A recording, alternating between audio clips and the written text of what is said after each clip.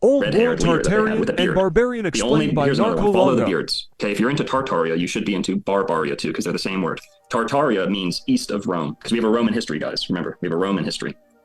Tartaria means east of Rome. Barbaria means west of Rome. That's why you have Berbers in North Africa that are black, and you have barbarians in Germany and Scandinavia that are white. It's a Roman perspective to history. Okay, so Barbaria and Tartaria are the same thing. Well, in the Barbary Wars, where America was fighting Moors, we were fighting Morocco, Mauritania, Algeria, I think, these Moorish countries. That was in the early 1800s, mid 1800s, the Barbary Wars. As soon as we won the Barbary Wars fighting North African Moorish pirates, what happened in America? The age of piracy in South Florida. The Navy, the U.S. Navy, immediately left North Africa and came to the Gulf of Mexico and the Caribbean and Key West, and they enacted martial law in Key West in the name of fighting piracy. So who were these pirates that they were fighting that just popped up in Key West? Well, Florida was acquired in late 18-teens, early 1820s, right? Officially. In 1820, there was not a single permanent resident in Key West. By 1830, Key West was the richest city in America. How is that possible? That's crazy, dude. And we're told that it was all due to pirates that were making such good money, and shipwreckers and divers, treasure divers. Well, I guess all these pirates were doing their taxes if Florida, if Key West became the richest city in America, and it was the most populated city in Florida. One problem, there was no bridge. You had to get there by boat. So what was going on in Key West, where it was in a matter of 9 years, went from not having a single person living there to being America's richest city? What happened? Well, it was pirates. It was the Berbers, the Seminoles, Semitic people.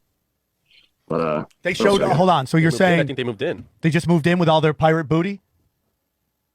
It's more just that the magnifying glass went to Florida because they were fighting the Moors. Oh, okay. America was fighting the Moors in North Africa. As soon as that war ended, we unofficially started fighting the Moors in South Florida. Okay. Oh, so we went in, took over, and then we're like, oh yeah, by the way, there's a lot of gold here, and now it's the richest city out there. Yes. Whoa, bro. Yep. And when the first railroad got to Key West, the population plummeted. So think about that. The only way to get there was by boat up until early 1900s, 1910s, I think 1920s maybe. When the first railroad got to Key West, that Flagler used slaves to build, right? And Seminoles. They were using Seminoles and slaves to build it. When they got there, the population decreased. So how does that make sense? If this is the first time that you can actually access it by land, all the people just leave? Makes very little sense. So they went there and killed everybody. Is that what you're saying? Mm-hmm. Mm-hmm. They went there, killed everything, transferred the wealth to essentially the white people, the new white people, and that's all there is to the story, really.